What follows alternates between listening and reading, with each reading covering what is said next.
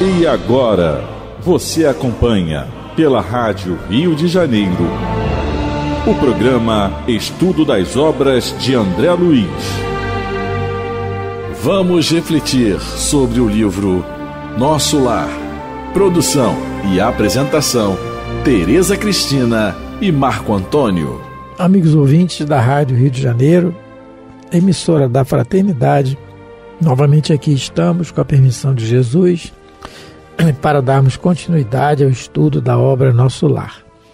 Obra que foi ditada por o Espírito André Luiz e que foi psicografada pelas mãos abençoadas do missionário Francisco Cândido Xavier.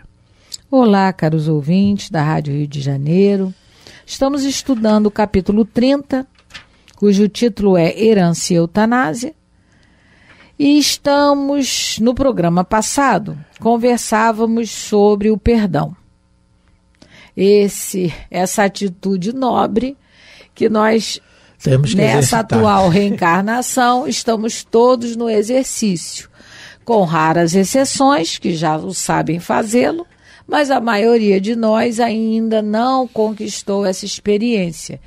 E nós estamos vendo, nesse estudo, que o perdão é melhor para quem o dá, que o perdão é como se fosse, a mágoa, o ódio, é como se fossem marteladas que nós mesmos deferimos contra nós próprios e acabamos destruindo a nossa alma e o nosso próprio corpo, porque essa enfermidade da alma acaba saindo no corpo, como fosse uma esponja.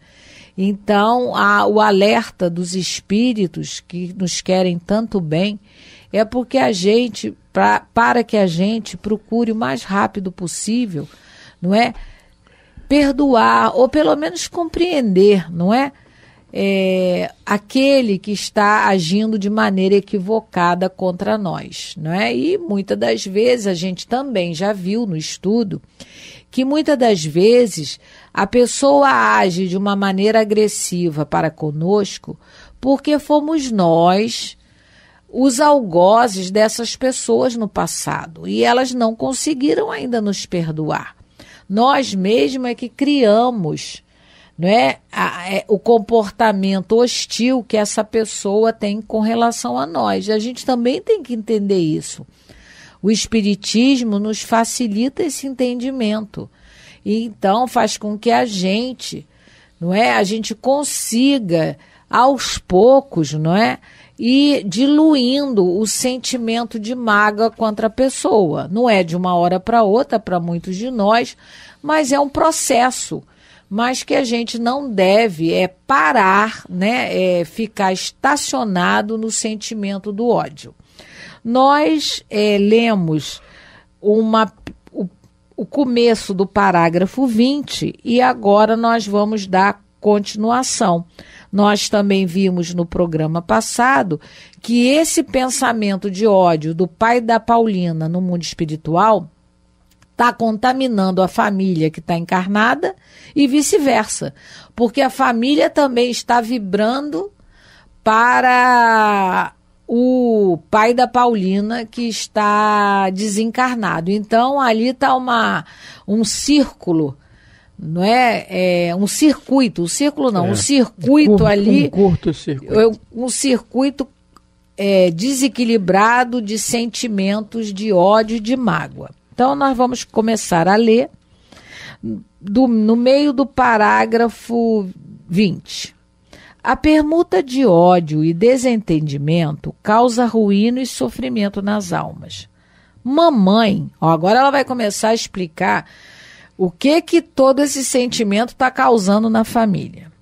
Mamãe... Só porque lembrando que ela falou do pensamento em vibrações sutis, tá? E o Emmanuel nos pede para nós exercitarmos a caridade do pensamento. Porque assim como o pensamento dele está emitindo fluidos, nós também fazemos isso aqui enquanto encarnados. Também temos. Então, e a morte, como não nos muda, se nós não exercitarmos aqui, a problemática que nós levarmos para o plano espiritual, ela vai continuar e os nossos pensamentos vão continuar sendo emitidos como dardos, né? Dardos mentais que ferem. Só que esses dados mentais ferem primeiro a nós. O prejudicado grande é nós. Somos nós, né? Não. Quem perdoa consegue se libertar. O perdão, na realidade, é um presente que a gente dá para a gente mesmo. Mas e o ódio é um presente que a gente quer dar para o outro, mas na realidade quem toma também é a gente e acaba se machucando. E aí a Paulina vai começar a explicar para o pai as consequências dessas vibrações de ódio, desses pensamentos de ódio que estão circulando entre ele e a família. Mamãe recolheu-se faz alguns dias ao hospício, ralada de angústia. Então, a problemática que se instalou na família com a morte com a morte prematura do pai de família, né, do patriarca lá, que é o pai da Paulina, começa a causar danos sérios na família. Amália e Cacilda entraram em luta judicial com Edelberto e Agenor, em virtude dos grandes patrimônios materiais que o Senhor ajuntou na esfera da carne. E aí a gente vê que também o resultado, o desequilíbrio familiar, ele aconteceu também porque a herança monetária que agora, envolvia toda a família. O raciocínio, né? Do título do capítulo, né? Herança e eutanásia. Isso. Né? Ao que parece, esse patriarca e a esposa, eles passaram a vida, eles gastaram a encarnação só pensando em ganhar e deixaram de lado a educação dos filhos. E a gente vê aqui que ele teve 5 filhos.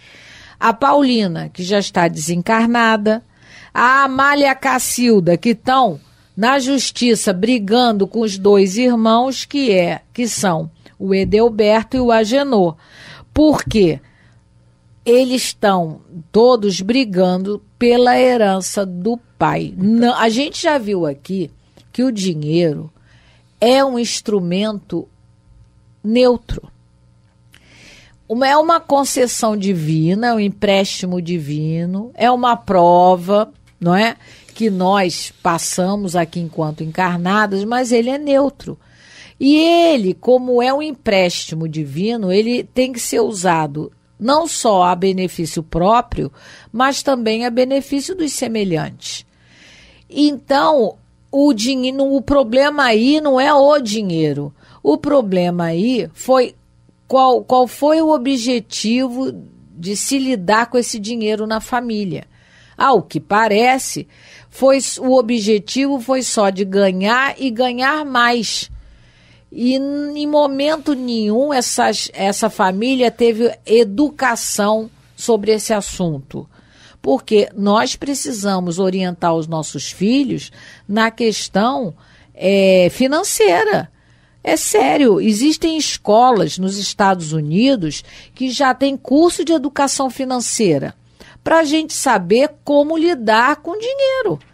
Porque a gente precisa aprender a lidar. Lógico, as escolas ainda do mundo, elas vão estar focalizadas na questão do lucro, na questão de você não gastar, vamos dizer assim, de maneira perdulária, com responsabilidade. Né? Mas a gente sabe que a educação financeira na orientação dos espíritos é para que a gente use, mas não abuse. Que a gente use, mas compartilhe. Não é? Essa é a orientação espiritual. Então, é também uma educação financeira. A riqueza na Terra, no Evangelho segundo o Espiritismo, os espíritos vão nos instruir sobre a riqueza, sobre a utilidade providencial da riqueza. Então, isso também é um curso de educação financeira, a nível espiritual. Essa família aqui, e a gente vai ver no decorrer do capítulo que eles não fizeram, né, essa educação, não houve essa conversa em casa, não houve esse ensinamento em casa. E existe, né, como é que se diz? Tem pessoas que falam o ditado que filhos de pais avarentos são esbanjadores, porque é para o outro extremo, porque eles, né, o pai avarento, ele não ensinou o filho a adequação do uso do dinheiro, era só guardar. A pessoa, às vezes, na família, se vê privada de tanta coisa, que quando esse genitor vai embora, quando esse que acumulou essa riqueza toda de maneira avarenta vai embora, desencarna, os filhos são esbanjadores. Eles não aprenderam, não aprenderam o valor da aquisição das coisas. Não é?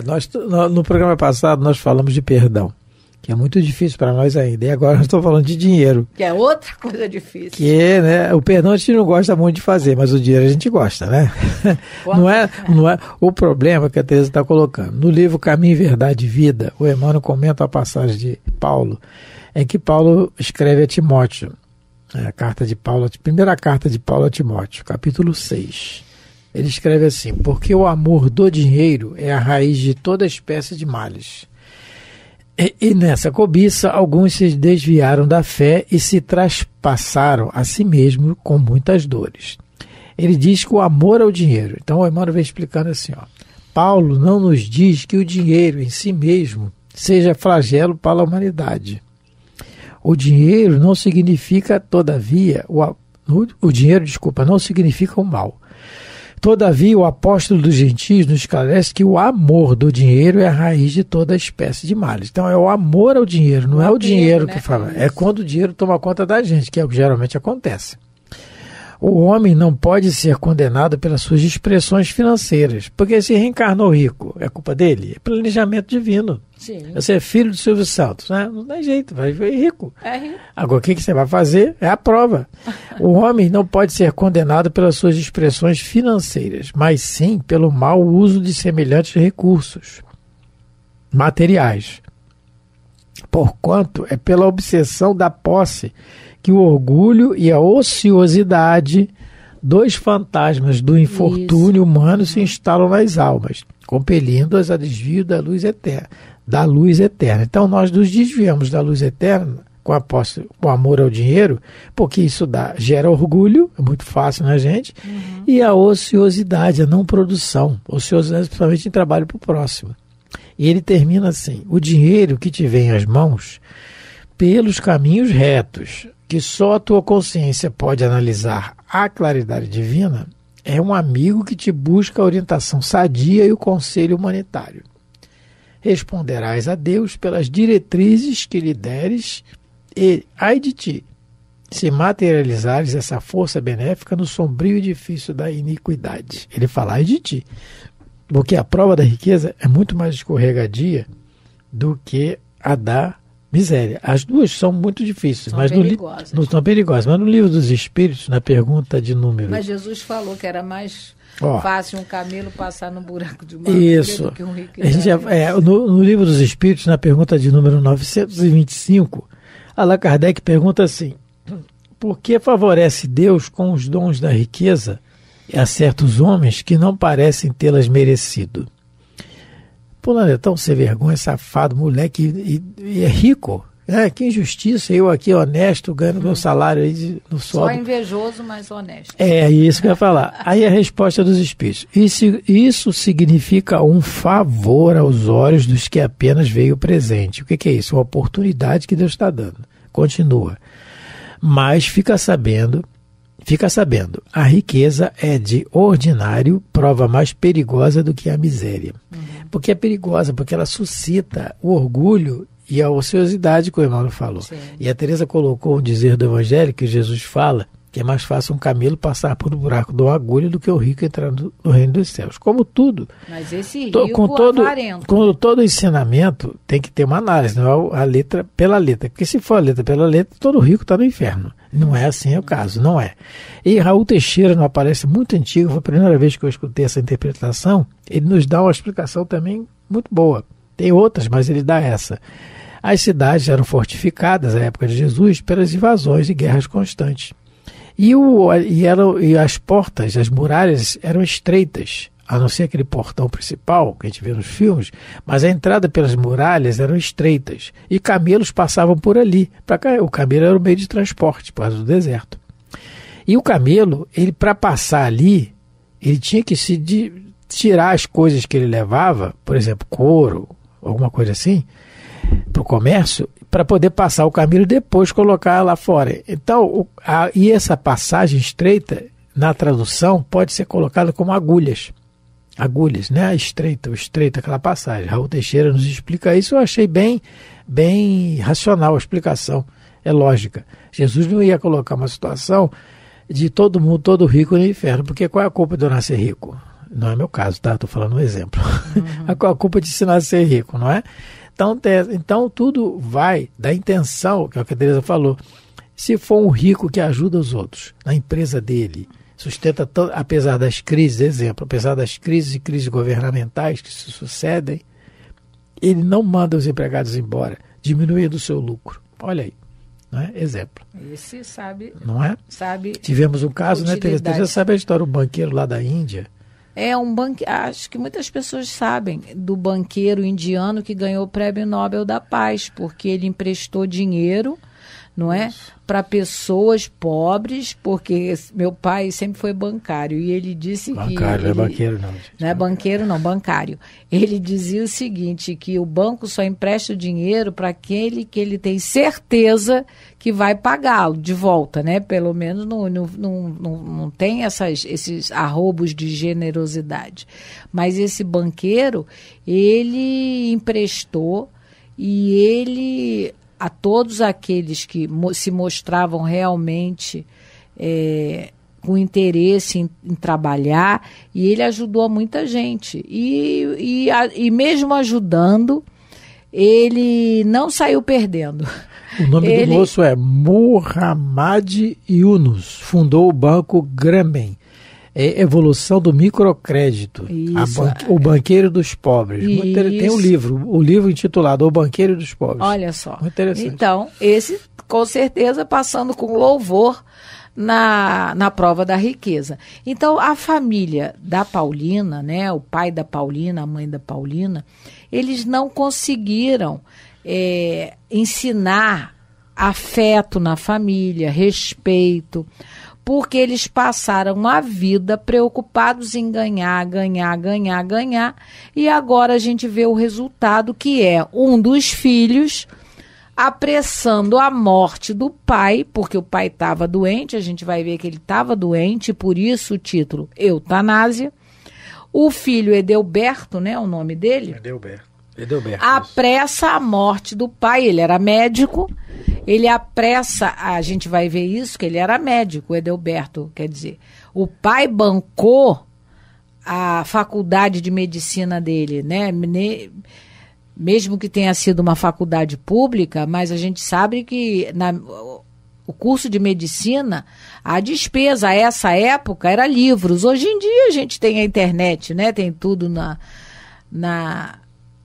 internet, à nossa mão, todo o conhecimento a gente tem no computador, mas antigamente era tudo livros e eram caros os livros, né, de medicina. Então, apesar dele ter sido ajudado por esse pai, com todos os erros desse pai, ele não pensou duas vezes, não é, em ministrar o veneno e acelerar a morte do pai. Na realidade, como a gente viu aqui no outro programa, ele cometeu 2 crimes, né? Tirando a vida do pai, matando o pai, porque foi o que ele fez, e o crime de ingratidão, porque a gente viu no programa passado que aos olhos dos espíritos a ingratidão é um crime. É um crime, mas não fala isso. E outro mandamento, o mandamento é honrar pai e mãe. Então, no Evangelho segundo o Espiritismo, os Espíritos nos dizem que todos os crimes que a gente possa cometer contra os outros é um erro. Mas o mesmo crime cometido para pai e mãe é uma coisa assim muito maior. Então, que Deus nos ajude, não é? E nos fortaleça para que a gente não cometa o crime de ingratidão para com os nossos pais. E falando de dinheiro, Tereza... Principalmente aqueles que realmente, verdadeiramente, alguns, né, literalmente deram a vida para que a gente tivesse a vida que teve. O Divaldo gosta de citar, né, Buda, né? Honra teu pai e tua mãe, mesmo que sejam pessoas de má vida.